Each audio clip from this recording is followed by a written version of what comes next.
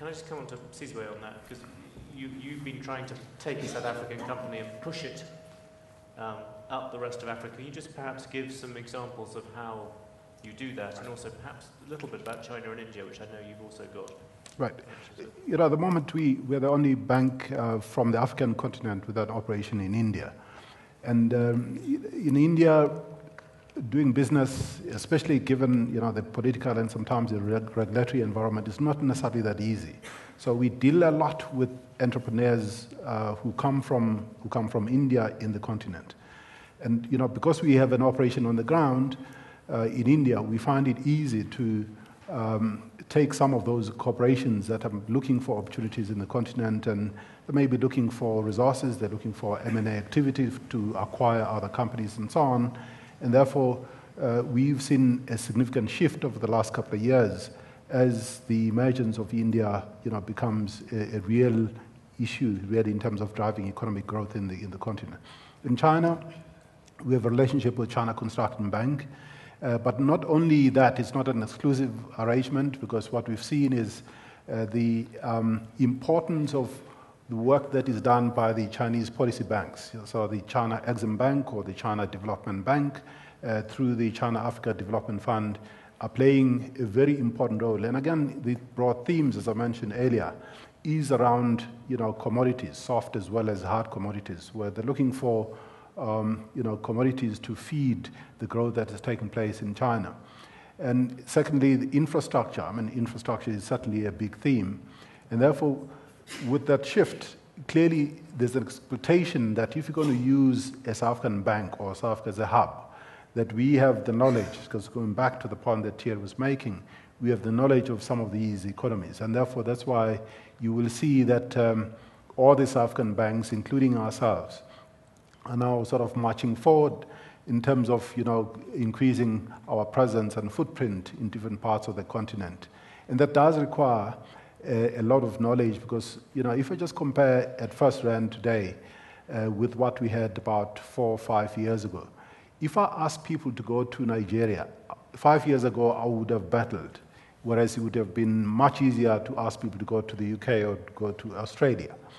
But interestingly, just, you know, this last December, we had to go and work with the central bank in Zambia, as an example. Right in the middle of December, we were given about a week to prepare to send about 55 people into Zambia. It was quite interesting that it wasn't a problem at all within a week to get, you know, people who, in fact, had booked their leave to go to Zambia and go and find themselves in different parts of that country.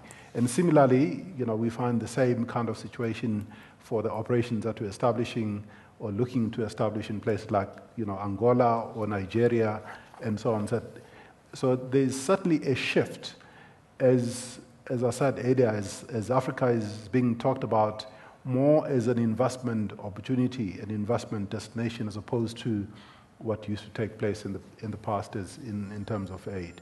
And in any case, if you look at just the world GDP growth, I mean, just the recent stats that were published late last year by the IMF and World Bank, they're probably about, you know, 3 countries out of 5 that are in the top growth category of the world GDP growth rates, and in the middle growth categories, I think we have something like 8 out of 13 countries are from Africa, Sub-Saharan Africa, which would then suggest that, you know, where everybody is looking for growth in an environment of world GDP growth, which is low as it is, Africa presents at least 11 out of, I would say, 19 economies are going to be in Africa. So, and as we know, I mean, business follows opportunity, and therefore, if opportunities are in Africa, you're more likely to see an increasing number of global corporations looking for opportunities in the continent. It would be interesting to hear from people on the floor later, but what really interested me was the idea that South Africa,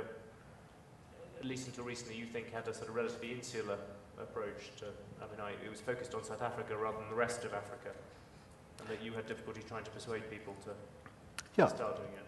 And it's quite interesting just how quickly that is changing as people see more opportunities, even for advancing their careers in different parts of the continent. And the conditions are improving. I think, if you look at different governments, whether it's in Ghana or in Nigeria or Kenya or Angola or Zambia or Mozambique or Tanzania. I mean, all these countries are going through reforms, political reforms, regulatory reforms that are making those environments a lot more attractive for investment.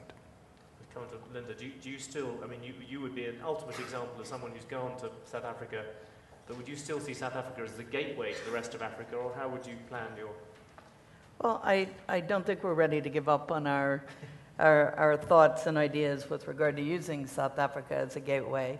We are a manufacturing and engineering company here, and we have found throughout the world where we do similar kinds of things, our business here in South Africa manages to do things more quickly and more cost effectively than any other part of our business anywhere in the world.